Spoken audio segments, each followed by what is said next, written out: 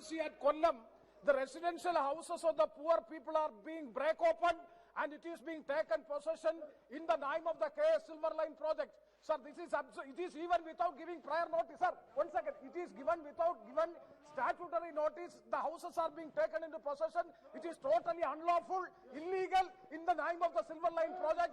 So I urge upon the government to stop all these proceedings, to stop all the survey proceedings and their planning. Stones. Okay. Sir. Yes. Sir, the governor Mr. Balu, no smoke. Sir, the governor of Tamil Nadu has not sent the bill sent by Tamil Nadu Assembly, which has been passed unanimously on 13/9/21. That has not been. He is sitting over the bill. He has not sent it to President. He, as per Constitution 200, he has to send it to President. He has got no business. Question number 321, sir. Man. उत्तर सभापटल पर रख दिया गया। Mohanty ji. Sir, don't disrupt Mohanty ji. Sir, I'm extremely happy that the government is extending the subsidy being provided to the farmers for cultivation of ginger and turmeric. But it should be provided on time, sir. They provide it every year after the financial year is over. But if it is given little earlier, then it will be the मैं आज सभी माननीय सदस्यों को बोलने का मौका दूंगा। सर, हर माननीय सदस्य को बोलने का मौका दूंगा। देर रात्रि को 12 बजे तक सदन चलाऊंगा। आप अपनी सीट पर जाकर विराजे। Will the minister give an assurance that the government मैं सभी माननीय सदस्यों को विराज के रहा हूँ। आसन से व्यवस्था दे रहा हूँ। सभी माननीय सदस्यों को आज पर्याप्त समय पर्याप्त अवसर दूंगा। आप अपनी अपनी सीट पर जाकर बैठे। for enhanced production for the benefit of public. आप यहाँ चर्चा नहीं करना चाहते, संवाद नहीं करना चाहते, सरकार चाहती है कि मुद्दा नहीं उठाना चाहते, दुगना करे। अगर ये सपना को पूरा करना है, अगर इसको आप अचीव नियोजित करना है, तरीके से तो ये स्पाइसेस के जो कल्टीवेटर्स सदन हैं, को farmers वैधान हैं, करना चाहते उनको हैं। मोटिवेट ये करना, उचित तरीका नहीं उनको है। एनकरेज करना बहुत ही जरूरत है। हमारी अगर संसदीय उनकी आमदनी परंपराओं नहीं के बढ़ती, अंदर तो फार्मर्स नियोजित तरीके से सदन को स्थगित कराने का प्रयास करना, तो मैं नारेबाजी करना, तकिया लेकर आना। कोई मैं डेडलाइन आपको कह रहा हूँ कि सभी माननीय सदस्य कब तक आपको आज हर मुद्दे पर मैं पर्याप्त समय पर्याप्त अवसर दूंगा, सर, सभी को दूंगा। आप अपनी अपनी सीट पर जाकर बैठे, जाइए अपनी सीट पर। अगर मैं हर मुद्दे पर आपको बोलने का मौका नहीं दूं, तो फिर आप जेल में आना। अध्यक्ष महोदय जी, आप मुद्दे पर बोलना नहीं चाहते, चर्चा नहीं करना चाहते। माननीय मंत्री जी, प्रश्न किया है जिसके अंदर उन्होंने स्पाइसेस की बढ़ावा देने के लिए बात की गई है। भारत सरकार के द्वारा लगातार इस विषय पर काम किया जा रहा है और विशेषकर हॉर्टिकल्चर बोर्ड के द्वारा और हॉर्टिकल्चर मिशन के तहत कार्यक्रम के अंदर भारत सरकार की ओर से कई सुविधाएं दी जा रही है, जिसमें उनको सहायता प्रदान की जाती है और सब्सिडी का भी प्रावधान किया गया है। और इसी के अंदर इसमें जैसा कि हमारे जो ऐसी क्रॉप है जो एक साल के लिए होती है, जो एक साल में ही तैयार हो जाती है, उसके लिए हम एक मुश्त एक साथ हम पूरा पैसा उनको देते हैं। और वहीं जो कुछ क्रॉप ऐसी होती है जिसमें सेब हो गया या अनार हो गई, जो 3-4 साल में फसल तैयार होती है, तो उनके लिए हम 3 फेज के अंदर उनको पैसा किसान को देते हैं। और उसके अंदर जैसा कि फर्स्ट किस्त में ही 60% जो पैसा होता है वो मिल जाता है और 20% है वो दूसरे साल में और 20% बाकी बचा है वो तीसरे साल में मिलता है, ताकि किसानों को कोई बीज है या फर्टिलाइजर की आवश्यकता होती है 2 साल बाद 1 साल बाद में, तो उनको ये व्यवस्था के नाते एक व्यवस्था की गई है। और निश्चित रूप से राज्य से जो भी प्रोजेक्ट आता है तो उसके ऊपर भारत सरकार तुरंत कार्रवाई करती है और किसानों को सुविधा देने के लिए और इस स्पाइसेस को बढ़ावा देने के लिए माननीय प्रधानमंत्री नरेंद्र मोदी जी ने 2014-15 के बाद में इस काम को और गति के साथ बढ़ाया और नई योजना भी प्रारंभ की है। सर, माननीय मंत्री जी खुद एक किसान हैं और इसलिए वो किसानों के दर्द को ज्यादा समझते हैं, मैं ये महसूस करता हूं। लेकिन इसके साथ ही सर मैं उनको ये भी बताना चाहूंगा कि माननीय मंत्री जी का जो जवाब था वो मेरे सवाल का जवाब नहीं था सर। मैंने एक डेडलाइन मांगा था कि कब तक किसानों की आमदनी को दुगनी करने की वो सोच रहे हैं, एक डेडलाइन एश्योरेंस दे हमको, एक डेट का।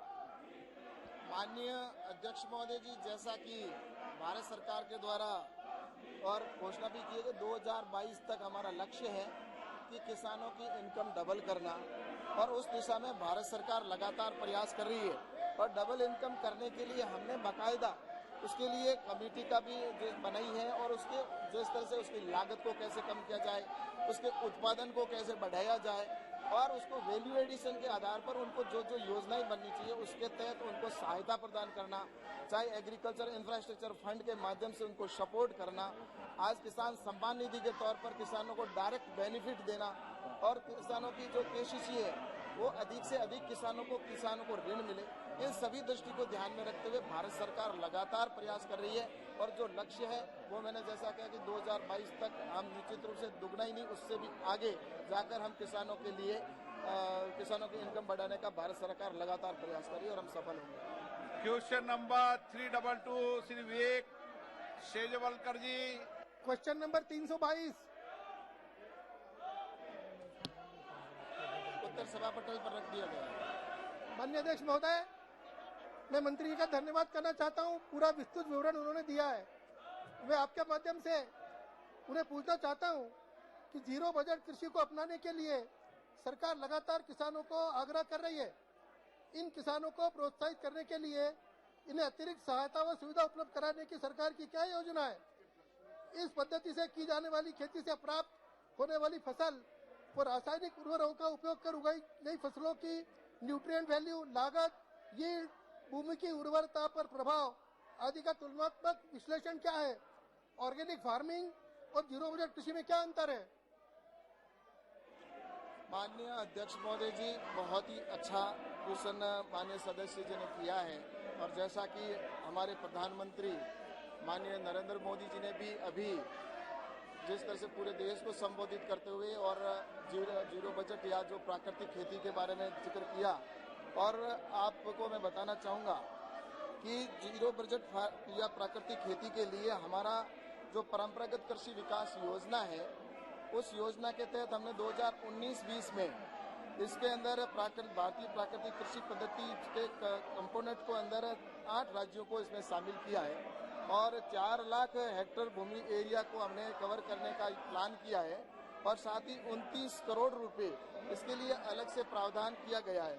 और इससे ये साफ जाहिर होता है कि भारत सरकार का ये विचार है कि आने वाले समय में प्राकृतिक खेती को बढ़ावा मिले।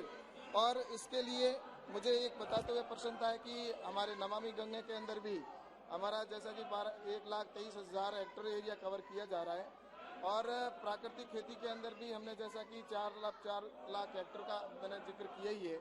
और कुल मिलाकर यह कि प्राकृतिक खेती के अंदर वो चीज आती है जिसमें खेत के अंदर किसान अपनी जो फसल है उसके अंदर ही जो उसको, चाहे वो खाद हो, चाहे उसके एक गाय के द्वारा उसको उसके अंदर ही उसका गोमूत्र है, गोबर है, या उसके खेत के अंदर जो रिसोर्स है उसी रिसोर्स से उत्पादन होने वाला, और उसका उपयोग करके जो किसान फसल बोता है, तो उसको प्राकृतिक खेती, जो हमारी परंपरागत खेती है उसको मानते हुए ये प्राकृतिक खेती है जिसमें लागत की बहुत कम मात्रा आती है।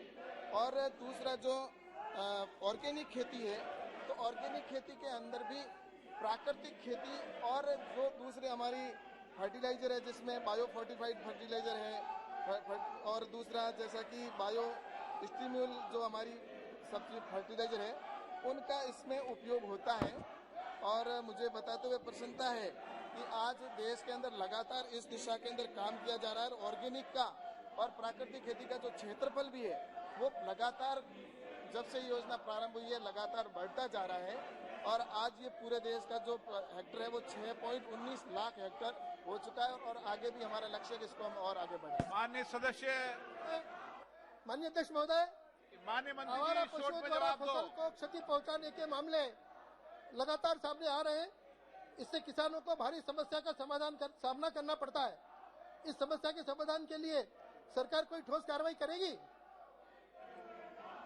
माननीय अध्यक्ष महोदय जी, आवारा पशुओं की समस्या का माननीय सदस्य ने जो उठाया है, निश्चित रूप से सरकार के द्वारा ये प्रयास लगातार हो रहे हैं, और राज्य के द्वारा भी ये प्रयास होते हैं और इसके अंदर मुझे जहाँ तक लगता है कि जो हमारी आरडी की स्कीम है, मनरेगा के माध्यम से भी कुछ राज्यों ने इसमें पहल की है और कुछ राज्यों ने जिसमें उन्होंने अपने वहाँ पर योजना बनाकर उसको बाउंड्री के माध्यम से हम किस तरह से कर सकते हैं, और भारत सरकार के द्वारा भी लगातार इसके ऊपर जो प्रयास किए जा रहे हैं कि किसी तरह से इस समस्या का समाधान हो। मंत्री महोदय, मैं फिर आपसे आग्रह कर रहा हूं कि आप अपने जवाब को शॉर्ट करें। मंत्री जी बात सुन रहे हैं मेरी बात को? नहीं तो मुझे टोकना पड़ेगा आपको। आप सिंह जी। धन्यवाद माननीय अध्यक्ष जी। मैं आपके माध्यम से सबसे पहले तो कृषि मंत्री जी का धन्यवाद देता हूं कि अनेक प्रयास उन्होंने किसानों के उत्थान के लिए किए। मैं आपके माध्यम से जानना चाहता हूं कि भारत सरकार ने 24 अप्रैल 2017 में एक जो हमारे किसानों के लिए कृषि उत्पाद पशुधन विपणन अधिनियम परिचालित किया था, और बाद में हमारा नया किसान कृषि कानून आया जो किसानों को सशक्त करने के लिए एक महत्वपूर्ण कानून था। अपरिहार्य परिस्थितियों में वो कानून वापस लिया गया है। मैं आपके माध्यम से जानना चाहता हूं कि अब बिचौलियों से शोषण और अन्य तरह से किसानों की रक्षा के लिए, चूंकि पुराने कानून उतने सक्षम नहीं थे, नया सशक्त कानून वापस हो गया है, तो आगामी समय में किसानों की बिचौलियों से रक्षा के लिए माननीय हमारे जो कृषि मंत्रालय है वो किस तरह से आगे आकर किसानों की रक्षा कर पाएगी, मैं आपके माध्यम से माननीय मंत्री जी से जानना चाहता हूं।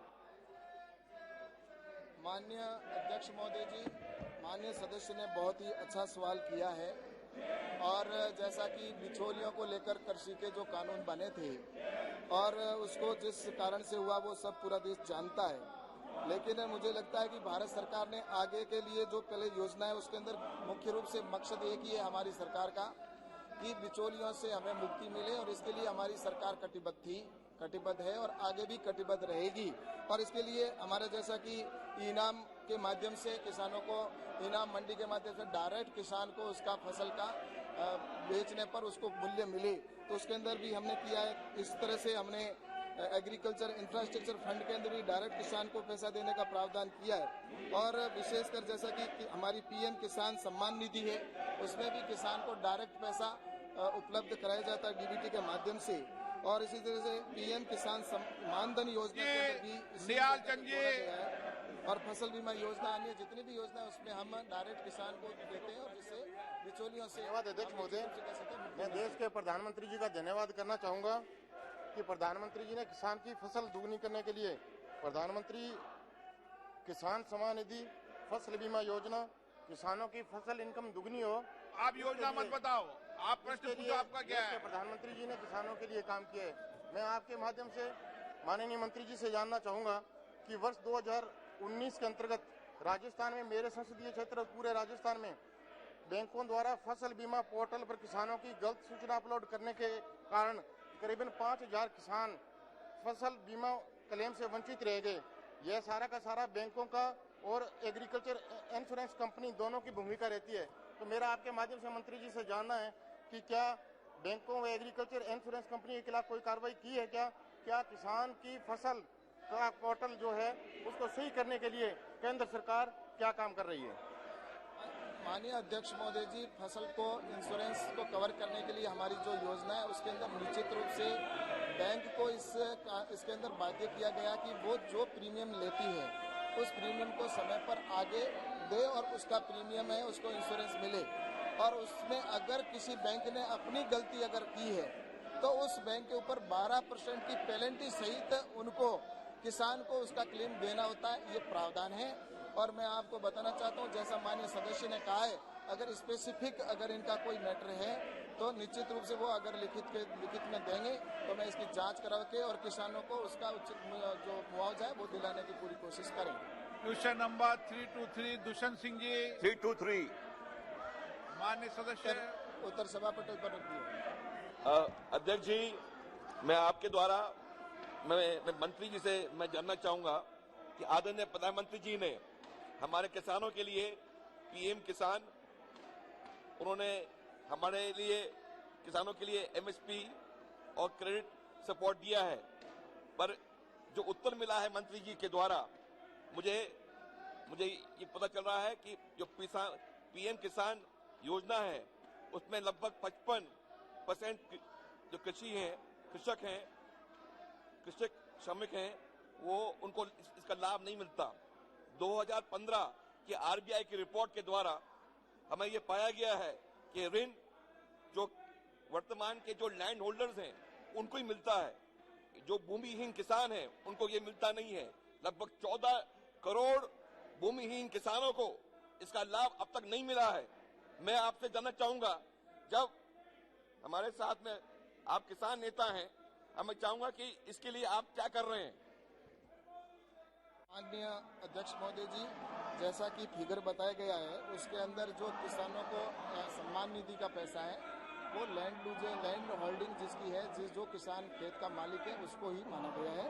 और इसके अतिरिक्त मुझे कहना है कि जो बटाईदार किसान है उनका जो टोटल देश के किसान है उसमें 17.3% किसान ऐसे हैं जो बटाईदार है। उन किसानों के लिए भी प्रधानमंत्री जी ने विशेष योजना बनाकर, और मुझे बताते हुए प्रसन्नता है कि किसानों को हम सपोर्ट एक तो उस समय जब वो फसल बोए उस समय मिले, उसके लिए किसान की जो केसीसी है, तो केसीसी के अंदर राज्य सरकार अगर उसमें उनके जो नॉर्म्स के अनुसार जोड़कर अगर भारत सरकार को भेजती है तो उसमें केसीसी में उसको कवर किया गया है। और इसके साथ ही जो फसल का बीमा है, क्योंकि किसान को रिस्क, जब फसल का नुकसान होता है तो उसको रिस्क मिले, तो इस दृष्टि से उसमें भी उनको जोड़ा गया है, उनको उसके अंदर जोड़ सकते हैं। और साथ ही जो फर्टिलाइजर है उसके अंदर भी सब्सिडी के अंदर जो बटाईदार किसान है उनको भी वो उसका लाभ ले रहे हैं। और साथ ही बीज है तो उसके अंदर मिनी किट के जो हमारे बीज नई वैरायटी के देते हैं तो वो भी उसके अंदर किसानों को इसका लाभ मिल रहा है। तो मुझे लगता है कि भारत सरकार निश्चित रूप से ऐसे जो किसान है, बटाईदार किसान है, उनके लिए बिल्कुल हर समय सपोर्ट करने के लिए योजनाएं बनाई है और उसका लाभ भी किसान ले रहे हैं।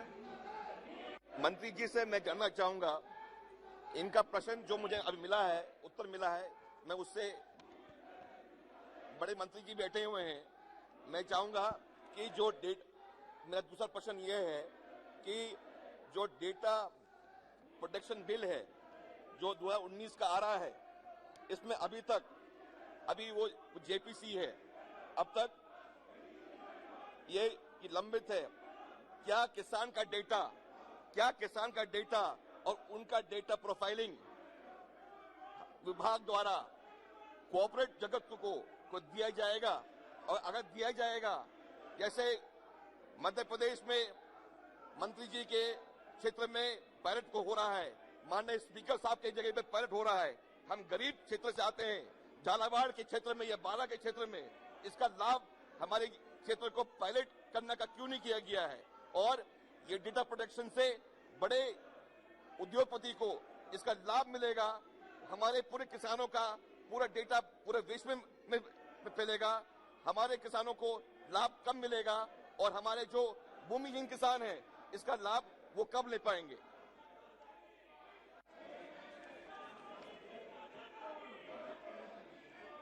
सदस्य का सवाल कुल मिला के प्रश्न के अंतर्गत तो है, लेकिन वो सिर्फ अपने क्षेत्र की चिंता कर रहे हैं। मैं आपके माध्यम से उन्हें बताना चाहता हूं, भारत सरकार ने डिजिटल एग्रीकल्चर मिशन प्रारंभ किया है। इस मिशन के अंतर्गत जो किसान जिनके पास जोत है उनके खाते को डिजिटलाइज किया जा रहा है। अभी तक 5 करोड़ किसानों का खाता डिजिटलाइज किया गया है। हमारी कोशिश है कि दिसंबर खत्म होते होते 8 करोड़ किसान उसमें आ जाएं। जहां तक पायलट का सवाल है तो निश्चित रूप से कोई भी योजना होती है उसको पायलट कहीं करना पड़ता है, तो 4-5 जिलों में ही वो हुई है, लेकिन इसके बाद वो पूरे देश भर में होने वाली है।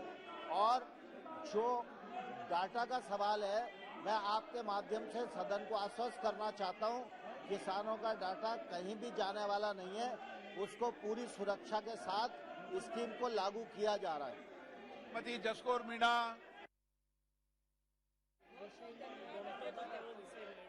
मेरा प्रश्न है कि राज्य सरकारें किसानों को भारत सरकार की लाभकारी योजनाओं का पूरा लाभ नहीं दे रही हैं।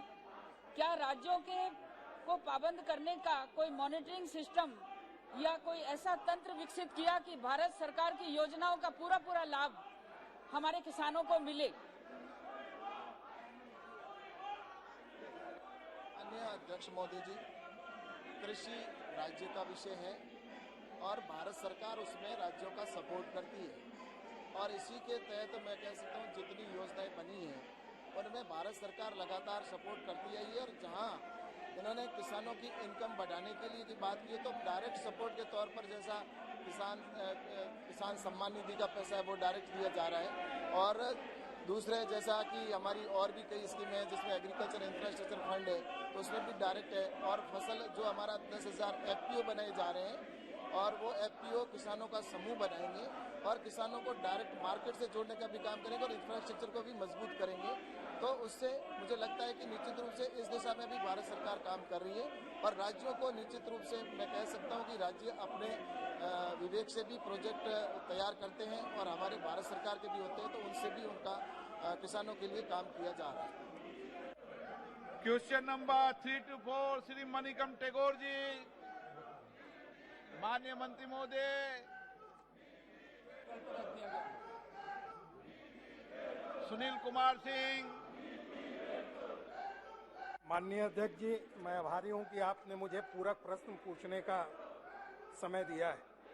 भारत सरकार और गृह मंत्रालय ने लगातार ह्यूमन डेवलपमेंट और इंफ्रास्ट्रक्चर के क्षेत्र से NIA सहित सभी संस्थानों को मजबूत बनाने का काम किया है, लेकिन मैं आपके माध्यम से सरकार से यह जानना चाहता हूं कि NIA के कार्रवाइयों से हिंटर आतंकवाद जैसे जो पहले देश में घटनाएं मुंबई अक्षरधाम में होती थी, तो हिंटर आतंकवाद तथा वामपंथी गतिविधियों में कितनी कमी आई है, इसके संबंध में मैं आपके माध्यम से मंत्री जी से आग्रह करूंगा कि जानकारी देने की कृपा करें। अध्यक्ष महोदय, हिंटरलैंड आतंकवाद की घटनाओं के कारण देश में निर्दोष लोगों की हत्या हो जाती थी, काफी लोग गंभीर होते थे, जान माल की नुकसान होती थी। मोदी सरकार के ठोस एवं सकारात्मक कदमों के कारण हिंटरलैंड आतंकवाद में काफी कमी ही नहीं आई है। आज के डेट में यह शून्य है। अगर 2013 वर्ष के आंकड़ों को देखा जाए तो हिंटरलैंड आतंकवादी संबंधी घटनाएं 4 घटनाएं हुई थी, बड़ी बड़ी घटनाएं हुई थी और उसमें 23 लोगों की मृत्यु हुई थी और सैकड़ों लोग घायल हुए थे, जो आज वर्ष 2020 में घटकर शून्य हो गई है। इस प्रकार से हिंटरलैंड आतंकवादी गतिविधियों में कमी ही नहीं आई है, रोकथाम भी हुई है और कोई घटनाएं 2020 में के आंकड़ों के हिसाब से अभी तक कोई घटना नहीं घटी है।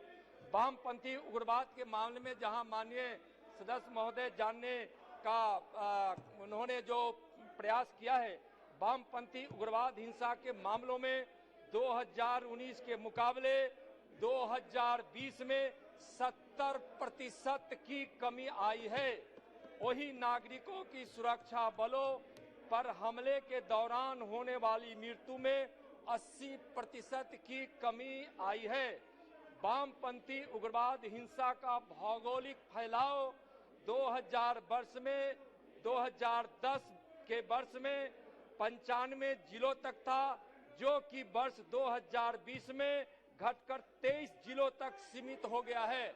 और जहां तक 2021 वर्ष की जानकारी प्राप्त हो रहे हैं, उसके हिसाब 2020 के वह जिले जो 53 जिले थे उसमें भी 25% की कमी की जानकारी प्राप्त हो रही है।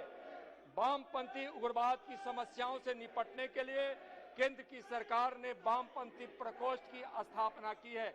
इस प्रकार से मोदी सरकार द्वारा उठाए गए कदमों के कारण और ठोस प्रयास के कारण हिंटर आतंकवाद और वामपंथी गतिविधियों में कमी आई है। श्री राम शिरोमणि वर्मा। बहुत धन्यवाद माननीय अध्यक्ष जी। क्या माननीय मंत्री जी यह बताने की कृपा करेंगे कि डिजिटलीकरण से दिन पर दिन भारत में साइबर अपराधों में हो रही बढ़ोतरी, फर्जी bank call, email link, SMS, phone call के जरिए व इंटरनेट साइबर ठगी के शिकार लोगों को राहत देने, रोकथाम एवं ऐसे अपराधियों को शीघ्र दंडित करने एवं साइबर सुरक्षा सुनिश्चित करने हेतु सरकार ने अब तक क्या किया है या क्या विचार कर रहे हैं? साइबर अपराध जो आजकल आतंकवादी गतिविधियों से लेकर विभिन्न प्रकार के अपराधों के लिए प्रयोग करने का एक प्रयास है। इसीलिए 2008 के एनआईए एक्ट में संशोधन किया गया और साइबर क्राइम की गतिविधियों को एनआईए के दायरे में लाया गया है। महोदय, निश्चित रूप से साइबर आतंकवाद अपराध की गतिविधियों, जैसे उन्होंने कहा कि हैकिंग, पहचान की चोरी, धोखाधड़ी, क्रेडिट कार्ड या उस प्रकार की कुछ अश्लील सामग्रियों के माध्यम से जो घटनाओं का प्रचार प्रसार करने का प्रयास किया जाता है, उसके संबंध में जो डिजिटल संबंध में उन्होंने पूछा है, सरकार उसमें हर प्रकार का प्रयास कर रही है और साइबर क्राइम को बड़ी संवेदनशीलता के सरकार उस नजरिए से देख रही है और इसके लिए कई कदम भी उठाए गए हैं ताकि साइबर क्राइम के अपराधों को साइबर अपराधों में कमी लाई जा सके। इसलिए सरकार ने तो अधिनियम के संशोधन के साथ साथ एनआईए के पास आंतरिक साइबर फॉरेंसिक परीक्षक तथा तकनीकी फॉरेंसिक वैज्ञानिक का भी सहारा लिया जाता है और इसके साथ साथ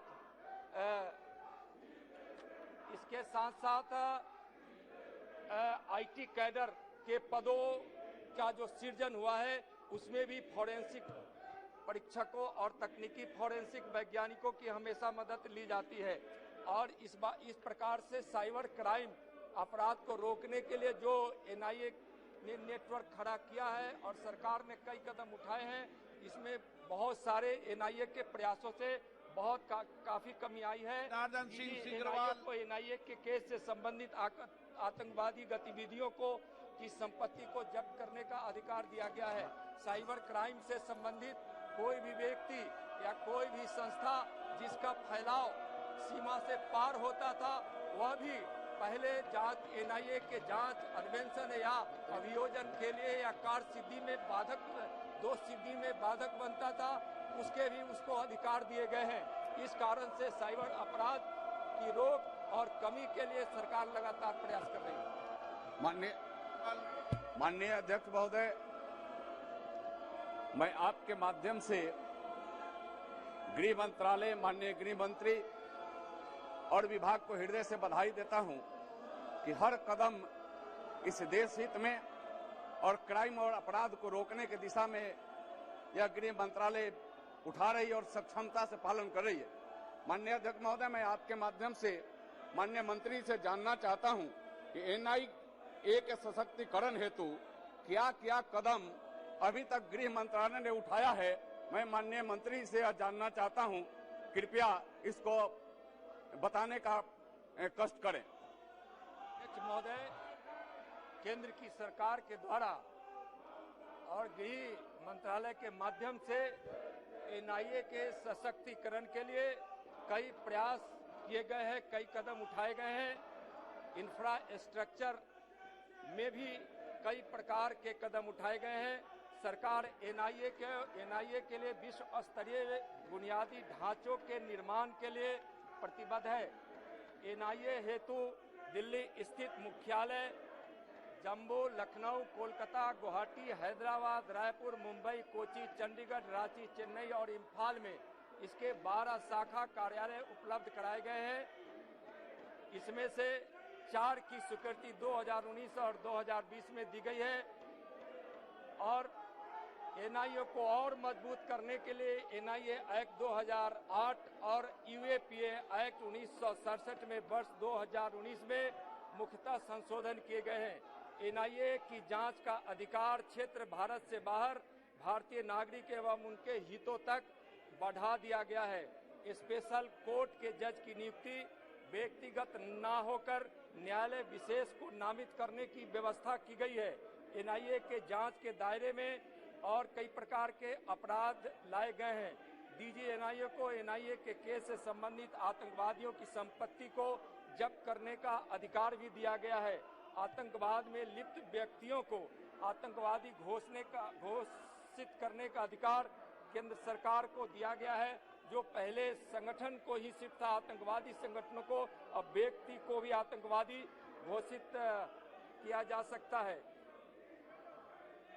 इस प्रकार से एनआईए की सशक्तिकरण के लिए जहां तक संरचनात्मक ढांचों को मजबूत करने का प्रयास सरकार की है, वही एनआईए को और अधिकार देकर और 2008 के एनआईए एक्ट और 1967 के यूएपीए एक्ट में संशोधन करके उसको सशक्त बनाया गया है, जिसके अच्छे परिणाम आ रहे हैं।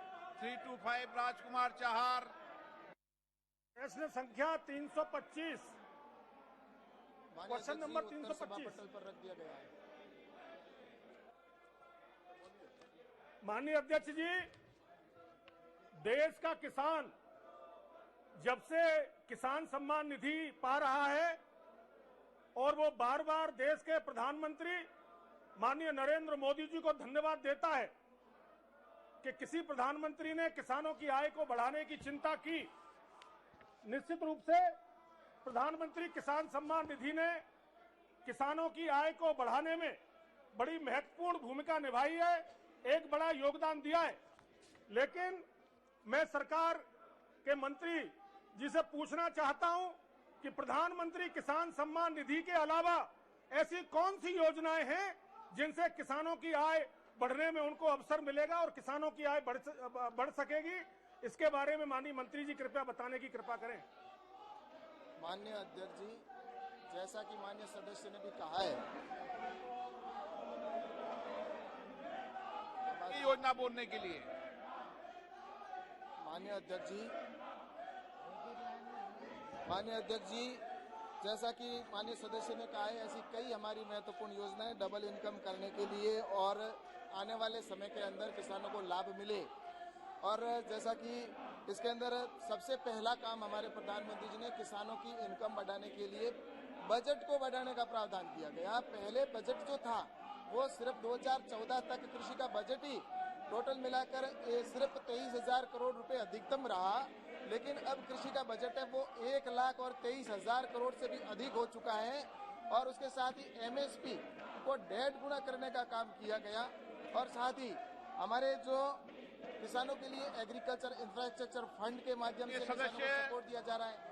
MIDH की स्कीम के तहत किसानों को हॉर्टिकल्चर के लाभ दिया जा रहा है। सरकार ने एग्रीकल्चर इंफ्रास्ट्रक्चर के लिए एक बड़ा फंड दिया है किसानों के लिए, लेकिन मैं माननीय मंत्री जी से पूछना चाहता हूं कि छोटे किसानों के लिए और सीमांत किसानों के लिए एग्रीकल्चर इंफ्रास्ट्रक्चर के अंतर्गत ऐसे कौन से योजनाएं हैं और कितने प्रोजेक्ट हैं जो छोटे किसानों के लिए स्वीकृत किए गए हैं। क्या एग्रीकल्चर इंफ्रास्ट्रक्चर से गांव में रहने वाले छोटे किसान और सीमांत किसानों को किस तरह का लाभ मिल पाएगा, इसके लिए बताने का कष्ट करें।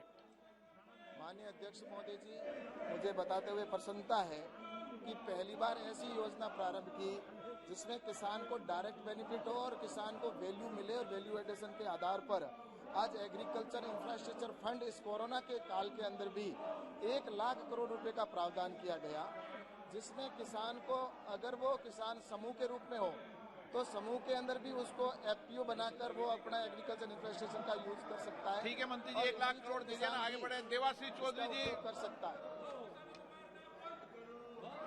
Question number 326 Sushil Kumar Singh. Question number 226।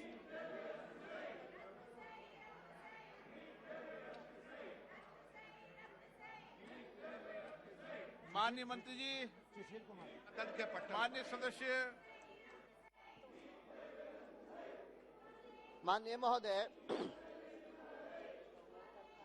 मेरा प्रश्न ग्रामीण क्षेत्र में युवाओं को रोजगार स्वरोजगार से संबंधित है। महोदय, मेरा संसदीय क्षेत्र बिहार के 2 जिलों औरंगाबाद और गया जिले में है।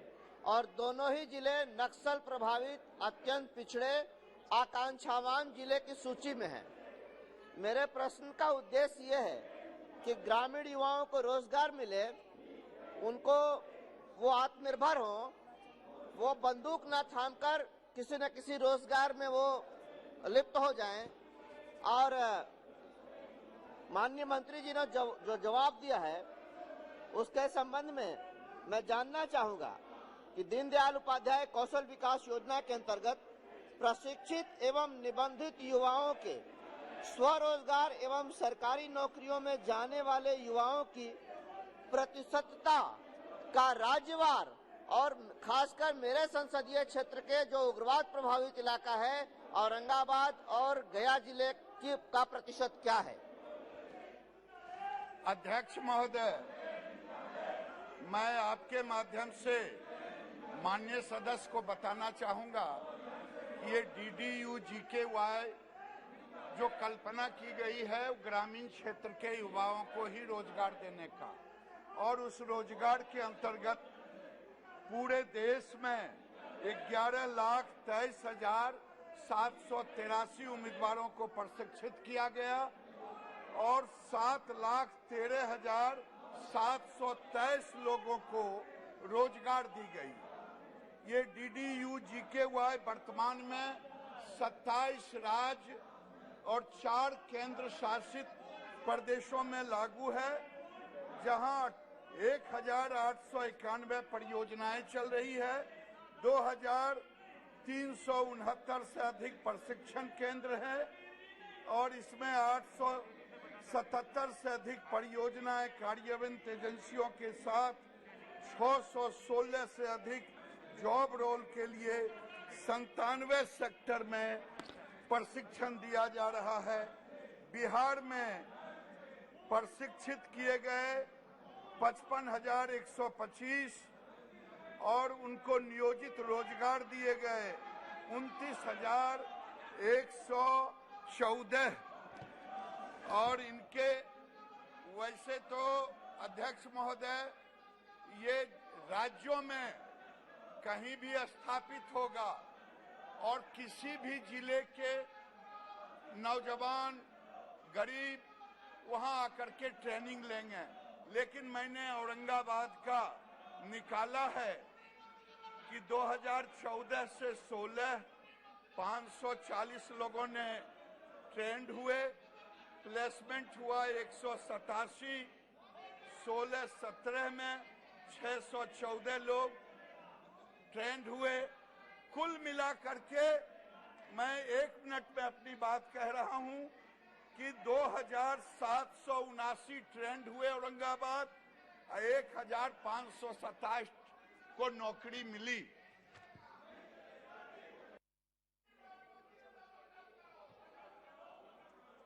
माननीय सदस्य। माननीय महोदय, माननीय मंत्री जी ने मेरे प्रश्न के घ खंड का जो उत्तर दिया है उसमें इन्होंने केवल ये कहा है कि रोजगार अभियान को की प्रगति के लिए, यानी मेरा प्रश्न ये है महोदय, मेरा उद्देश्य ये है कि उग्रवाद प्रभावित इलाकों के युवा बंदूक नहीं थामकर किसी न किसी काम में वो लग जाएं, लेकिन जो उत्तर मुझे दिया गया है वो ये है कि मुख्य कार्यकारी अधिकारियों के द्वारा बैठकों का आयोजन किया जा रहा है। महोदय, मैं तो परिणाम जानना चाहता हूं, और माननीय मंत्री जी ने अपने उत्तर में स्वीकार किया है कि जितने लोगों को प्रशिक्षित किया गया उसमें से रोजगार पाने वाले लोगों की संख्या 50% या उसके आसपास है। तो ये प्रतिशत और बढ़ेगा, और विशेषकर जो आकांक्षावान जिले हैं, माननीय प्रधानमंत्री जी ने ऐसे जिलों को विकसित करने के लिए आकांक्षावान जिलों की एक सूची बनाई है देश भर में, उसमें औरंगाबाद और गया दोनों जिला है। ये उग्रवाद प्रभावित इलाकों के युवा बंदूक नहीं थामे, इसके लिए किसी विशेष योजना को शुरू करने का सरकार मंशा रखती है क्या? मैं ये जानना चाहता हूं मंत्री जी से। अध्यक्ष महोदय, मैं माननीय सदस्य के प्रश्नों का उत्तर तो दूंगा, लेकिन आपको धन्यवाद देना चाहता हूं, आपके धैर्य को धन्यवाद देना चाहता हूं, जो आज सदन की गरिमा को विपक्ष ने जिस ढंग से तार-तार किया है। इसलिए मैं आपके धैर्य को धन्यवाद देना चाहता हूं। जो लोग बाहर में जा करके लोकतंत्र की दुहाई देते हैं और यहाँ लोकतंत्र को तार-तार कर रहे हैं, मैं माननीय सदस्य को बताना चाहता हूं कि ये DDU-GKY जो इन्होंने कहा कि उग्रवाद वामपंथ इलाके में कौन सा कार्यक्रम चला रहे हैं, एक रोशनी नाम से वामपंथी उग्रवाद प्रभावित 9 राज्यों के 27 जिले में लागू की जा रही है। आंध्र प्रदेश, विशाखापट्टनम, बिहार के गया, जमुई, छत्तीसगढ़ के बलरामपुर, बीजापुर, बस्तर, दंतेवाड़ा, कांकेर, कोडागांव, नारायणपुर और सुकमा, झारखंड के चतरा, गढ़वा, गुमला, लातेहार, पलामू, सिंहभूम, मध्य प्रदेश बालाघाट, महाराष्ट्र के गढ़चिचौड़ी, उड़ीसा के गजपति, कंधमाल, महल, कोरापुट, मलकानगिरी, नुआपाड़ा, रायगढ़, उत्तर प्रदेश के सोनभद्रा, पश्चिम बंगाल के पश्चिमी मिदनापुर, इन जिलों के प्रशिक्षुओं के लिए सभी प्रशिक्षण आवासीय प्रकृति की है और महिला अभ्यर्थियों के कवरेज मिनिमम 40% है। अब तक 60,013 युवाओं को प्रशिक्षित कर 33,042 को रोजगार से जोड़ा गया। क्वेश्चन नंबर 334 क्लब किया जाता है के नवाज सकनी। माननीय मंत्री जी 334 आप तो क्वेश्चन टेबल कर दें। क्वेश्चन नंबर 334 के नवासकी बालू Suresh Narayan. Question number 338 club किया जाता है। माननीय मंत्री जी 338 अमर सिंह जी, राजीव प्रताप रूडी। अध्यक्ष जी, माननीय मंत्री भी बिहार के हैं और मूल प्रश्नकर्ता भी बिहार के हैं और इन्होंने बड़े तत्परता से ये उत्तर दिया बिहार के बारे में कि DDU-GKY में बड़ी संख्या में लोगों को रोजगार दिया गया। मैं माननीय मंत्री जी से जानना चाहता हूं, जब इतनी बड़ी संख्या में लोगों को बिहार में रोजगार मिल ही रहा है तो आखिर बिहार के 4 करोड़ लोग बिहार छोड़ करके बाहर क्यों चले गए और नीति आयोग बिहार को पिछड़ा क्यों कह रहा है और हम आप दोनों पिछड़े श्रेणी में क्यों आ जा रहे हैं? माननीय मंत्री जी बताए कि जब आपका रोजगार इतना कामयाब है तो कहां ऐसी कमी है कि बिहार के 4 करोड़ लोग महाराष्ट्र में मजदूरी कर रहे हैं, बिहार के 4 करोड़ लोग पंजाब में मजदूरी कर रहे हैं, बिहार के 4 करोड़ लोग जम्मू कश्मीर में जाके अपना जान गंवा रहे हैं। तो माननीय मंत्री जी बताए कि अगर बिहार इतना ही ज्यादा प्रगतिशील हो गया, माननीय सदस्य प्लीज माननीय जी शॉर्ट में आप उत्तर देना चाहेंगे कि आखिर ये इतनी बड़ी संख्या में बिहार के मजदूर बाहर क्यों जा रहे हैं? महोदय, एक तो प्रश्न 334 और 338 हो गया, लेकिन माननीय सदस्य बड़े वरिष्ठ सदस्य हैं, इन्होंने जो चिंता व्यक्त की है वो पूरे बिहारवासी की चिंता है और हम सब भी चिंतित हैं। लेकिन भारत सरकार की ओर से जो योजनाएं चलाई जा रही है वो मैं मंत्री जी को बताने का काम किया। एक मिनट माननीय सदस्य, एक मिनट। माननीय सदस्यों को सूचित किया जाता है कि आपके सुलभ उपयोग के लिए एक मोबाइल ऐप तैयार किया गया है, जिसके माध्यम से आप अपने मोबाइल टैबलेट में जैसे उपकरणों पर संसद की कार्रवाई के प्रसारण के साथ साथ संसदीय पत्रों और अन्य महत्वपूर्ण संसदीय दस्तावेज को देख सकते हैं। इस ऐप के माध्यम से आप संसदीय कार्यों से संबंधित सामग्रियां, विशेष रूप से आज के पत्र, लाइव टीवी, संसदीय कार्य, प्रश्न उत्तर, डिबेट, परिचालित किए गए कागजात, सदस्यों के संबंध जानकारी, बुलेटिन भाग 1, बुलेटिन भाग 2, समिति के कामकाज, विधेयकों से संबंधित जानकारी आदि अवलोकन कर सकते हैं। ये ऐप आपके लिए बहुत उपयोगी रहेगा। मेरा आप सभी से अनुरोध है कि आप अपने अपने संसदीय क्षेत्र में भी आपकी क्षेत्र की जनता को उस एबाइल को डाउनलोड करो, ताकि आप संसद में इस तरीके के आचरण आपकी क्षेत्र की जनता को दिखा सको। मैं माननीय सदस्यों आपसे अंतिम दिन आग्रह कर रहा हूं, आपसे मेरी बहुत अपेक्षा है सदन चलाने की। आप प्रयास करें कि सदन चले, सदन में अपनी बात कहने का मौका दें। मैंने आज सुबह आपको कहा था मैं आपको पर्याप्त समय पर्याप्त अवसर दूंगा। आप सदन की गरिमा आचरण को बनाए रखें। ये सदन की गरिमा और आचरण आप सबकी है, सदन आप सबका है। आप चर्चा संवाद के लिए आते हैं, एक अच्छी चर्चा हो, संवाद हो, आप अपने क्षेत्र के महत्वपूर्ण मुद्दों को सदन में रखें ताकि सदन ठीक से चले।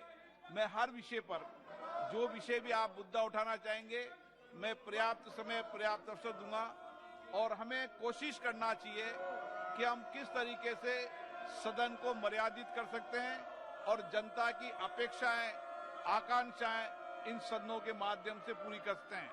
आपको पुनः आग्रह, आप अपनी सीट पर विराजें तो आपको मैं पर्याप्त समय पर्याप्त अवसर हर मुद्दे में दूंगा। बालू जी का मुद्दा है, एन.के. प्रेमचंद्रन जी का मुद्दा है, हमारे गला खराब हो गया आजकल, उनका वकील साहब का महत्वपूर्ण मुद्दा है। कई लोग बोलना चाहते हैं, मैं सबको आज आग्रह करता हूं कि आप अपनी सीट पर जाएं। अपने क्षेत्र के जितने भी बुनियादी सवाल है, मुद्दे हैं, आप जितना समय चाहेंगे उतना समय आपको बोलने का मौका दूंगा। अगर आप चाहते हैं सदन चले, सदन आप सबका है, आप चाहेंगे तो सदन चलाऊंगा मैं, और आपकी अपेक्षाएं आकांक्षाओं को भी पूरी करूंगा। आप बैठना चाहते हैं, सदन की कार्रवाई आज 2 बजे तक के लिए स्थगित की जाती है। सभापति जी,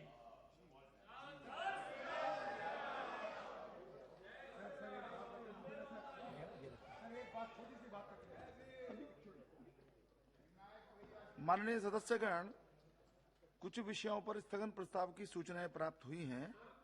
माननीय अध्यक्ष जी ने स्थगन प्रस्ताव की किसी भी सूचना के लिए अनुमति प्रदान नहीं की।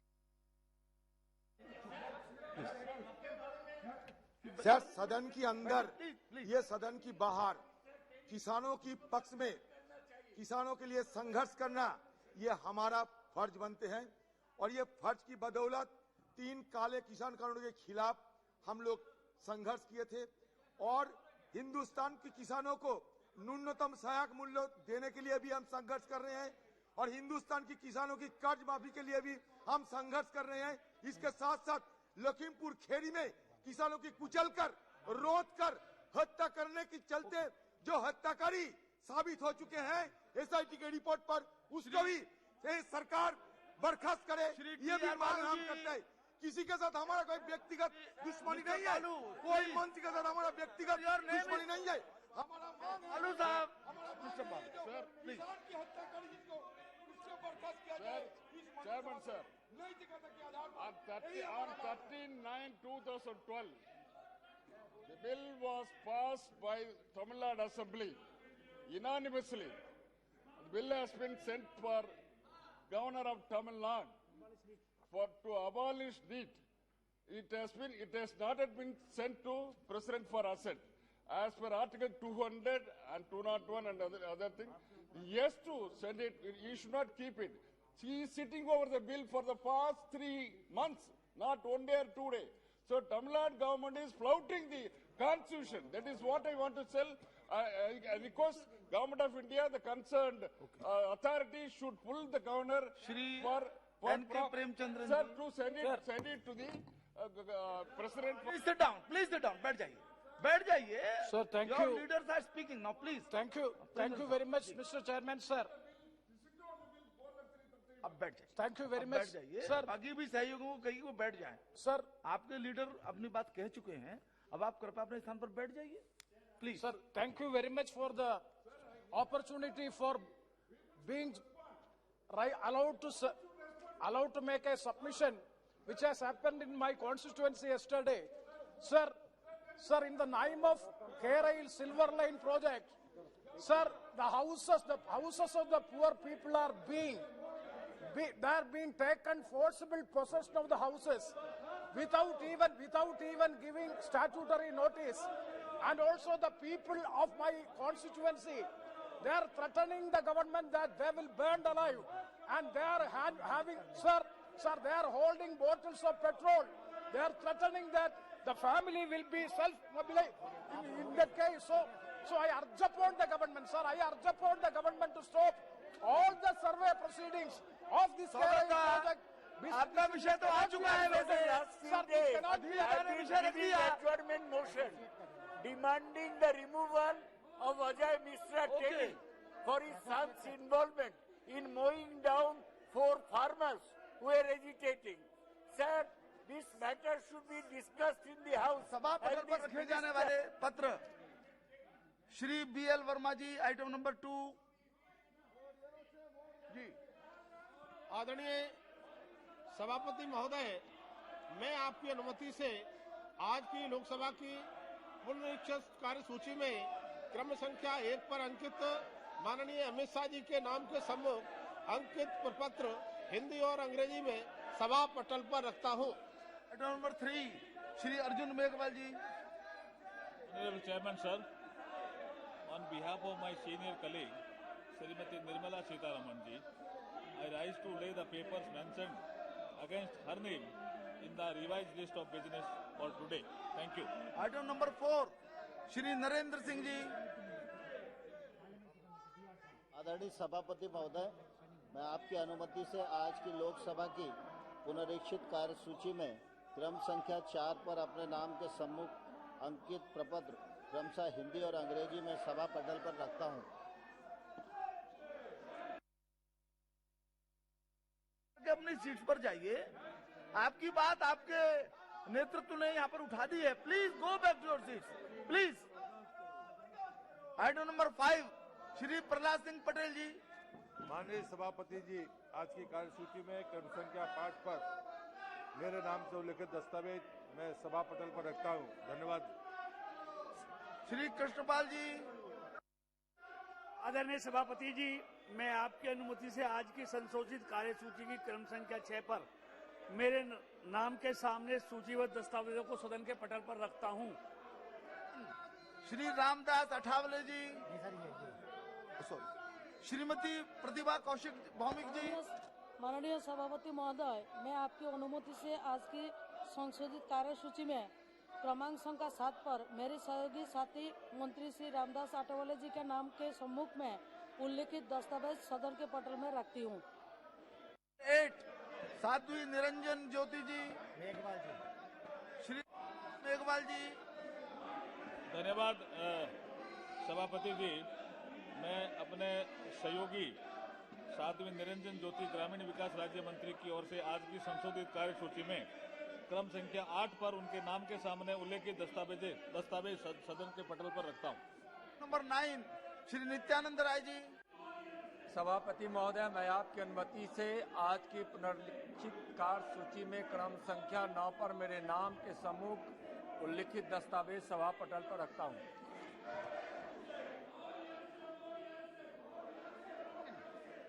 Item number 10। Honorable Chairman, sir, on behalf of my colleague Shri Pankaj Chaudhary, I rise to lay the paper mentioned against his name in the revised list of business for today. Thank you. 11 सुश्री शोभा कारांदलाजे जी। माननीय सभापति महोदय जी, आपकी अनुमति से मैं आज की लोकसभा की संशोधित कार्यसूची में मेरी सहयोगी सुश्री शोभा करंदलाजे जी के नाम के सम्मुख मद संख्या 11 पर उल्लेखित पत्र सदन के पटल पर रखता हूं। नंबर 12 श्री कैलाश चौधरी जी। सभापति महोदय जी, आपकी अनुमति से मैं आज की लोकसभा की संशोधित कार्यसूची में मेरे नाम के सम्मुख मद संख्या 12 पर उल्लेखित पत्र सभा के पटल पर रखता हूं। Item number 13 Shri BL Verma ji. आदरणीय सभापति महोदय, मैं आपकी अनुमति से आज की लोकसभा की पुनरीक्षित कार्यसूची में क्रम संख्या 13 पर अपने नाम के सम्मुख अंकित प्रपत्र हिंदी और अंग्रेजी में सभा पटल पर रखता हूं। Item number 14 Shri Nityanand Rai ji. महोदय, मैं अपने सहयोगी गृह राज्य मंत्री श्री अजय कुमार मिश्रा जी की ओर से आज की पुनरीक्षित कार्यसूची में क्रम संख्या 14 पर उनके नाम के सम्मुख उल्लिखित दस्तावेज सभा पटल पर रखता हूँ। आइटम नंबर 15 सुश्री प्रतिमा कौशिक भौमिक जी। माननीय सभापति महोदय, मैं आपकी अनुमति से आज की संशोधित कार्यसूची में क्रमांक संख्या 15 पर मेरे नाम के सम्मुख उल्लेखित दस्तावेज सदन के पटल पर रखती हूँ। Doctor Karad ji.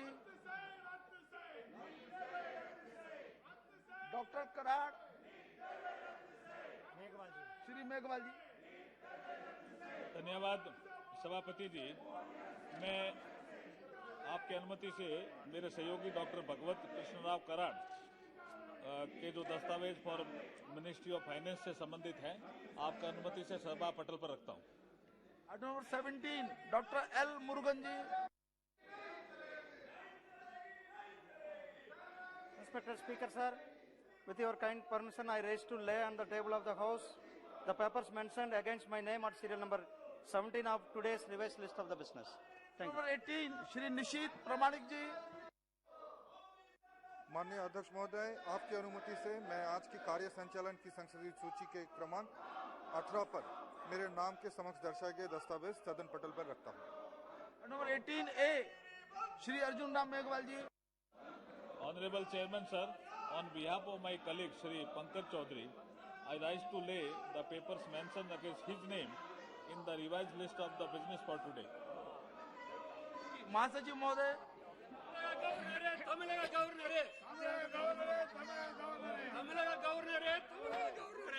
Sir, I have to report that Rajya Sabha at its sitting held on the 20th December 2021 adopted a motion concurring with the recommendation of Lok Sabha regarding constitution of a joint committee of the Houses on the Biological Diversity Amendment Bill 2021 and also nominated 10 members of Rajya Sabha to serve on the said joint committee.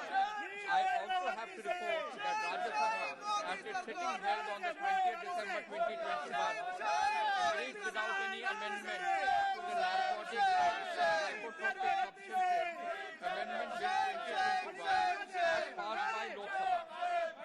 19 Shri Girish Bapat जी। महोदय, मैं आज की कार्यसूची में क्रम संख्या 19 पर अपने नाम के सन्मुख यथा सूचीबद्ध प्राक्कलन समिति के प्रतिनिवेदन संख्या 12 हिंदी और अंग्रेजी संस्करण को प्रस्तुत करता हूं। श्री राम शिरोमणि वर्मा जी। माननीय सभापति महोदय, मैं आज के कार्यसूची पत्र के क्रम संख्या 20 पर मेरे नाम के समक्ष यथा सूचीबद्ध सभा की बैठकों से सदस्यों की अनुपस्थिति संबंधी समिति का छठा प्रतिवेदन हिंदी और अंग्रेजी में संस्करण प्रस्तुत करता हूं। 21 Shri PC Gaddi गौदर ji. Sir, with your kind permission, I rise to present a copy of 36th report, Hindi and English version of the Standing Committee on Agriculture, Animal Husbandry and Food Processing 2021-22 on the Pesticide Management Bill 2020 pertaining to the Ministry of Agriculture and Farmers Welfare, Department of Agriculture and Farmers Welfare, as listed against my name at serial number 21 in today's list of business. Item number 22 Shri Pashupati Kumar Paras जी।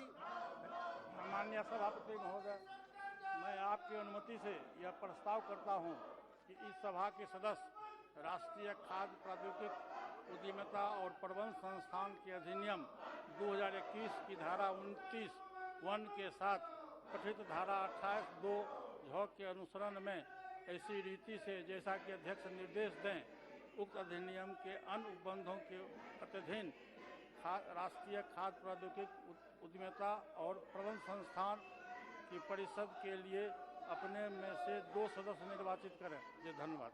प्रश्न यह है कि माननीय मंत्री जी द्वारा प्रस्तुत प्रस्ताव को स्वीकृत किया जाए। जो सदस्य प्रस्ताव के पक्ष में वो हाँ कहें, जो सदस्य प्रस्ताव के विरोध में वो ना कहें। मेरे विचार में निर्णय हाँ वालों के पक्ष में हुआ, हाँ वालों के पक्ष में हुआ, प्रस्ताव स्वीकृत हुआ। आइटम नंबर 23 बाद में लिया जाएगा ध्यानाकर्षण प्रस्ताव। 23A श्रीमती स्मृति ईरानी जी।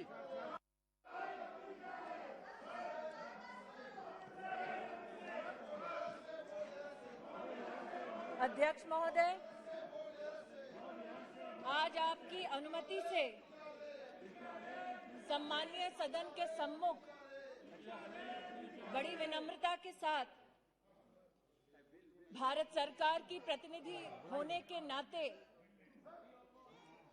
हिंदुस्तान की आजादी के 75वें सभी ऑनरेबल मेंबर प्लीज अपने स्थान पर जाइए, अपने स्थान पर जाइए। मैं इस संकल्प को प्रस्तुत करना चाहती हूं कि हमारे देश में अभी तो इंट्रोडक्शन है, अभी आप जी अभी तो इंट्रोड्यूस ही होना है ना, कुछ ज्यादा बोलना चाहते हैं? जी, महिला समानता के दृष्टिकोण से, एज ऑफ मैरिज की दृष्टि से महिला की विवाह की आयु को बढ़ाने का संकल्प, इस संकल्प के साथ that the enactments relating to age of marriage of parties, केवल मूव करिए, आप केवल मूव कीजिए, ओनली मूव करिए। मैं कर रही हूँ, क्या मूव कर रही हूँ? थोड़ा सा आपकी अनुमति से बोलना चाहती हूँ। Relating to age of marriage of parties, such as the Indian Christian Marriage Act 1872, जी, Parsi Marriage Act and Divorce Act 1936, Muslim Personal Law Sharia Application Act 1937, Special Marriage Act 1954, Hindu Marriage Act 1955, Foreign Marriage Act 1957, uniformity नहीं है, इसलिए आपकी अनुमति से as of marriage की दृष्टि से so I rise to move.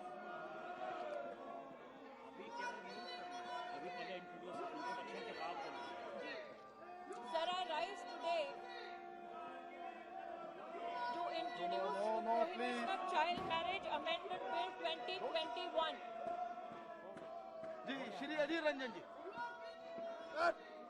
Sir आज सर अचानक एक मिनट सर अचानक ये सप्लीमेंटरी लिस्ट ऑफ बिजनेस में हम ये देखने को मिला कि prohibition of child marriage amendment bill 2021 लाया गया। सर हम एक सलाह देना चाहते हैं सरकार को कि हड़बड़ी में बहुत सारी चीज गड़बड़ी होते हैं। सर हिंदुस्तान में इस मुद्दे को लेकर काफी चर्चा हो रहे हैं और इसके साथ साथ ये सरकार अब तक ना किसी स्टेक होल्डर से बातचीत की, ना कोई स्टेट से कंसल्ट किए हैं, लेकिन जल्दबाजी में ये अचानक ये सप्लीमेंटरी लिस्ट में ये बिल को लाया गया। सर एक के बाद एक ये बिल सरकार क्यों ऐसा इस तरीके से लाते हैं, ये देखकर मुझे ताज्जुब होते हैं। ये सरकार की नापाक इरादे साफ हो जाते हैं। सर हमारा मांग है ये बिल स्टैंडिंग कमेटी में तुरंत रेफर किया जाए। श्री गौरव गोगोई, ये हमारा मांग है, ये बिल स्टैंडिंग कमेटी में तुरंत रेफर किया जाए।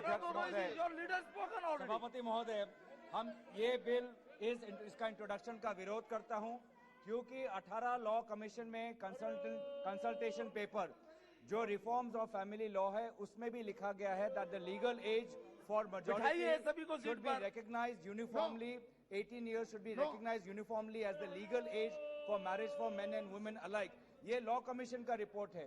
इस बिल के द्वारा विभिन्न पर्सनल लॉज इफेक्ट होंगे, इसीलिए हम चाहते हैं कि ग्रेटर स्क्रूटिनी के लिए स्टैंडिंग कमेटी में स्वागत राय जी, स्वागत professor Saugata Roy ji, please be attentive and speak. जी 2:1, I beg to oppose the introduction of the Prohibition of Child Marriage Amendment Bill 2021. As it is, I oppose the way in which the government has brought this bill in a hurry. This bill needs total discussion among all stakeholders. The minority people are totally opposed to this bill.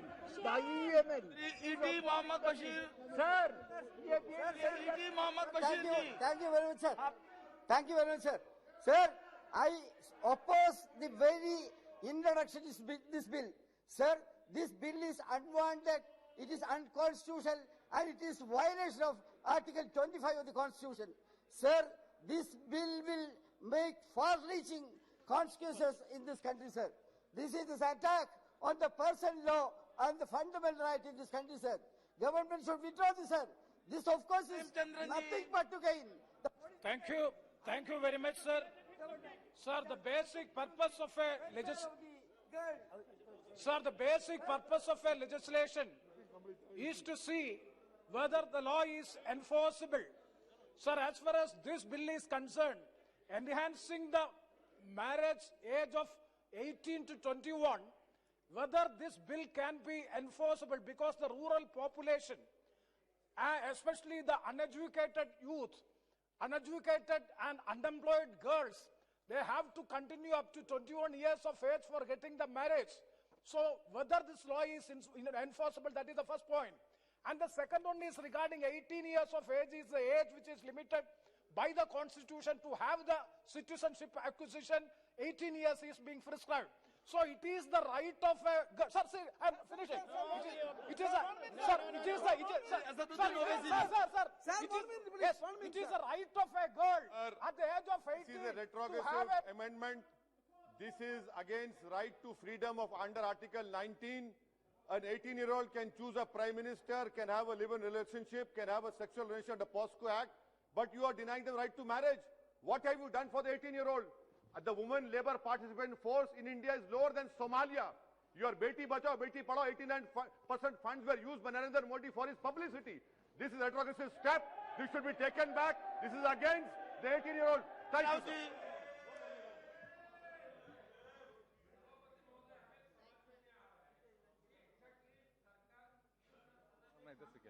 का तरीका क्या है?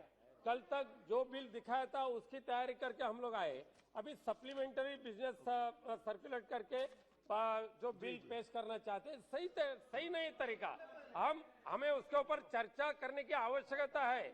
जब 18 Shri PR. Natarajan जी, सभापति महोदय, इधर मुझे बात करना। हाँ। ये बिल के ऊपर सही तरीके से चर्चा करने की आवश्यकता है, इसलिए जेपीसी के पास से बिल भेजने की व्यवस्था करें, ये मेरी सूचना है। सुप्रिया जी। Sir, sir, exactly. Sir, this is the second or third time consecutively they aggressively bring in bills and nobody from the opposition is consulted. Whatever is discussed in the Business Advisory Committee is never implemented on the floor of the House. So I first want to condemn this new practice this government is doing. They want the bill needs to be scrutinized, all stakeholders should be consulted, and then I think we must unanimously pass any reforms. If they are got to do with women, I think if you are trying to empower people, you must consult all stakeholders and you must send this for detailed more discussions to the standing committee. Thank you. Please. Thank you, sir. Sir, there are people who support this bill and there is a lot of opposition to this bill also. The government, except for the women's reservation bill, it doesn't believe in consulting with anybody. So I think it's very important that such an important bill has to be sent to the standing committee or the select committee, and they have to review it and ask for opinions in civil society and then bring the bill. Yes. अनुभव जी sir मेरे लिए 7 साल से ज्यादा हो चुका है इस सदन में रहने के लिए। राज्यसभा में भी था, लोकसभा में भी आज। सर ऐसे कई विषय पर यहाँ पर बिल्स आए हैं, इंट्रोड्यूस हुए हैं, जिनको बहुत अच्छी तरह से डिबेट किया गया है, डेलिब्रेशंस हुए हैं, चर्चा बहुत लंबी हुई है, कभी स्टैंडिंग कमेटी कभी सिलेक्ट कमेटी जाकर बिल्स पास हुई हैं। पर इस तरह से हेस्टिली एक बिल को all of a sudden supplement के हिसाब से लाना, इंट्रोड्यूस करना बिना चर्चा के, उसको डिबेट बिना किए पास करवाना is not parliamentary, sir. It is beyond the democracy. आप रिस्पॉन्ड करेंगी, please. Honorable sir, the gentleman parliamentarian says that haste is a reflection of my introduction. I say to the honorable gentleman this: we are in our democracy 75 years late in providing equal rights to men and women to enter into matrimony. इस बात का उल्लेख करना महोदय उचित होगा कि 19वीं शताब्दी में लड़कियों की शादी की उम्र 10 वर्ष थी। 1940 तक शादी की आयु को 12 से 14 किया गया। 78 में 15 साल तक की लड़कियों का ब्याह कर दिया गया। आज पहली बार इस अमेंडमेंट के माध्यम से महिला और पुरुष दोनों 21 साल की उम्र में समानता के अधिकार को देखते हुए शादी विवाह का अपना निर्णय ले सकते हैं।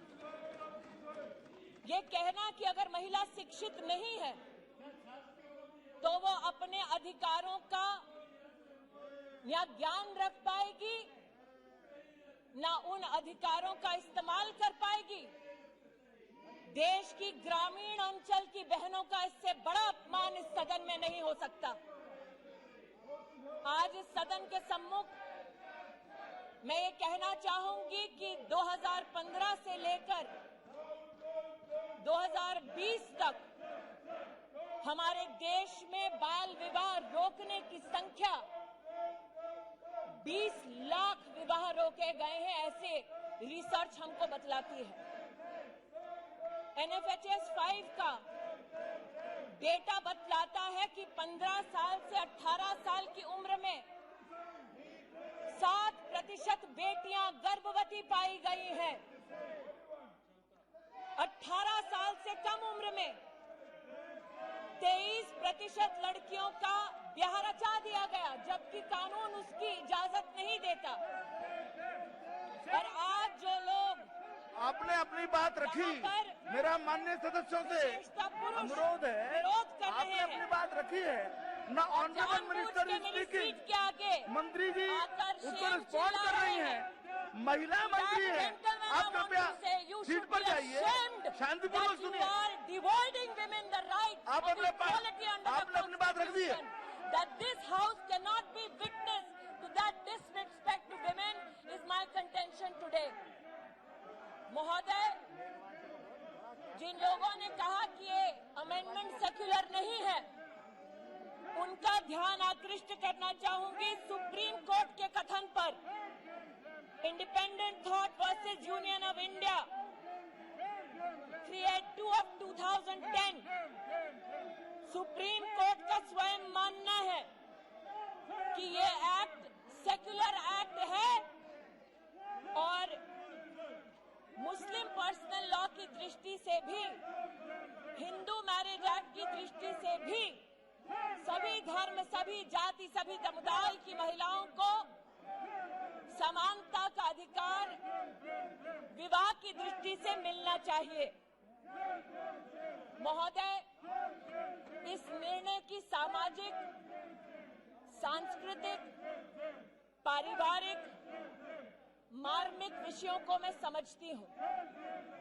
मेरे कथन में गतिरोध लाने वाले विपक्ष के सज्जनों से कहना चाहती हूँ कि मेरी बात को अगर पूरा सुन लेते तो उनका ध्यान इस बात पर आकृष्ट होता कि मैं स्वयं सरकार की ओर से ये प्रस्तावना करना चाहती हूँ कि स्टैंडिंग कमेटी में इस विषय पर विस्तृत चर्चा हो।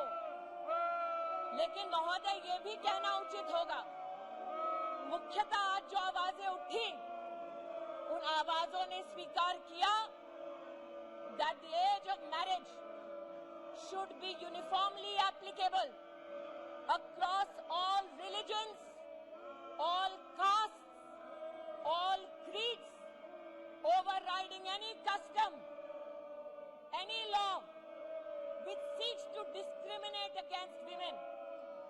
So those men who stood in this house in support of uniformity in applicability of the law have my gratitude. And sir, on behalf of the government, I would request that it be sent to the standing committee आज का ये निर्णय, ये introduction राष्ट्र के इतिहास में एक निर्णायक कदम है। हमारे प्रधानमंत्री जी ने इस प्रस्तावना को अपना आशीर्वाद दिया कि इस देश में किसी महिला के साथ भेदभाव ना हो।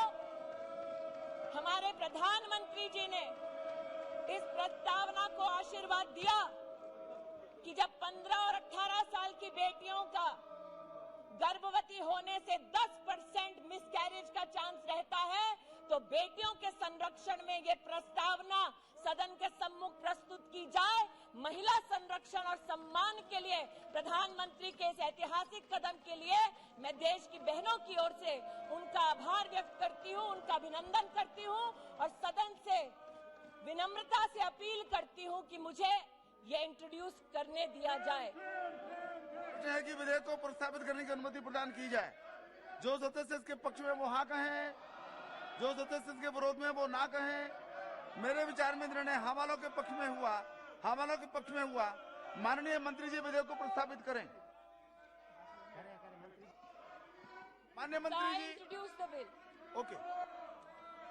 Item number 25 honourable minister Shri Arjun Ram Meghwal ji. Thank you सभापति जी। मैं आपकी अनुमति से ये कहना चाहता हूं कि आइटम नंबर 25 पे जो अभी अंकित है, the chartered accountants and the cost and works accountant and company secretary amendment bill 2021, इसको स्टैंडिंग कमेटी में भेजने के लिए मंत्री जी ने निवेदन किया है। मैं आपके माध्यम से ये बात सदन के समक्ष रखना चाहता हूं कि इसको स्टैंडिंग कमेटी में भेज दिया जाए। लेकिन ये अगले बिल बजट तक इसकी रिपोर्ट आ जानी चाहिए। ये मंत्री जी ने कहा। अधीर जी, I am opposing the argument of Honorable Minister. The reason being that the Institute of Chartered Accountants of India, the Institute of Chartered Accountants of India has raised concern over the proposal to have a non-chartered accountant as the presiding officer of each committee. Standing committee में बात रखवा दीजिए। Again, I am urging upon this government that this legislation also should be referred to the. It has been referred already. It has been referred by the honorable minister. यहाँ अपने विषय आप standing committee में रखिए। ठीक है, धन्यवाद। सभा की कार्यवाही बुधवार दिनांक 22 दिसंबर 2021 को प्रातः 11 बजे तक के लिए स्थगित की जाती है।